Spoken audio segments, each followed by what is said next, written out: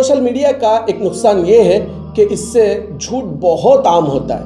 جیسے کوئی خبر ہمارے پاس آئی اور ہم نے اس کی تحقیق کیے بغیر اس کو آگے بھیج دیا، اور اس کی وجہ سے کسی کی جان بھی خطرے میں پڑ سکتی ہے.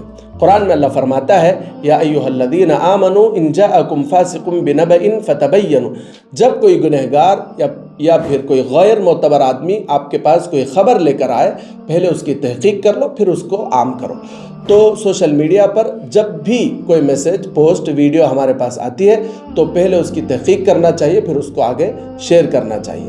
یاد رکھیے، اگر ہم سوشل میڈیا کو کنٹرول کر پائیں گے تو یہ ہمارے لیے رحمت ہے، اور اگر سوشل میڈیا ہمیں کنٹرول کرتا ہے تو یہ ہمارے لیے زحمت اور آزمائش ہے.